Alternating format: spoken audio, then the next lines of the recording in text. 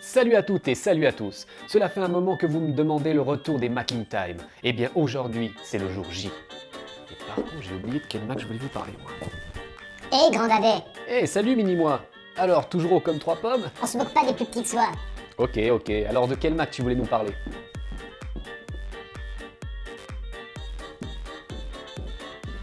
Le Mac Mini, c'est parti. On démarre par ce qu'il y avait à l'intérieur de la boîte. Un Mac, Mini, le boîtier et le cordon d'alimentation, ainsi que CD d'installation, manuel d'utilisation et pomme collante. Lointain descendant du Power Mac G4 Cube, le Mac Mini a été considérablement aplati, c'est désormais une petite boîte de 3,6 cm de haut. Il a aussi fait un régime et il pèse 1,37 kg contre 6 kg pour son ancêtre. Allez, faisons un petit tour de ce mignon. La pomme est sur un plexiglas qui laisse passer les ondes.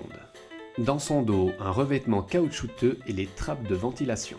Tout le tour est en aluminium, sur le devant le témoin lumineux d'alimentation et le lecteur SuperDrive, ainsi qu'un petit infrarouge qui va vous permettre d'utiliser la télécommande d'Apple.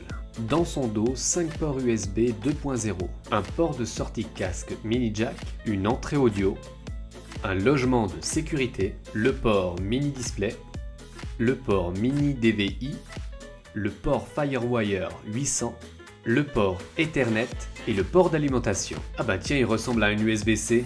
faut vraiment que t'ailles chez l'opticien. Et pour terminer, le bouton d'alimentation.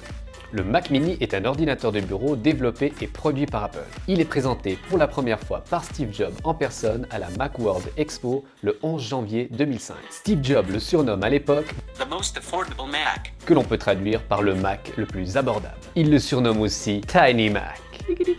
Steve Jobs veut utiliser le Mac Mini comme un cheval de Troie pour attirer les switchers PC, vous avez dit PC, qui en ont marre d'attraper la grippe et qui ont déjà un clavier, une souris et un écran. Grâce à son faible coût, son mini DisplayPort et son infrarouge, il devient le Media Center idéal pour ceux qui trouvent que l'Apple TV n'est pas assez ouverte.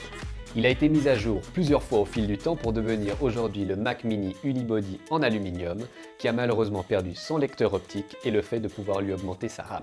Petit par sa taille mais grand par ses possibilités, il reste encore aujourd'hui un très grand Mac. Voilà, c'est tout pour ce nouveau Mac in Time, j'espère que la vidéo vous a plu. N'hésitez pas à me laisser dans les commentaires de la vidéo le prochain Mac que vous aimeriez voir dans Mac in Time. Pouce en l'air et un abonnement me font toujours énormément plaisir. Sur ce, prenez soin de vous, à bientôt pour une nouvelle vidéo. Bye bye. Bye bye les Appeliens. Bisous mini-moi.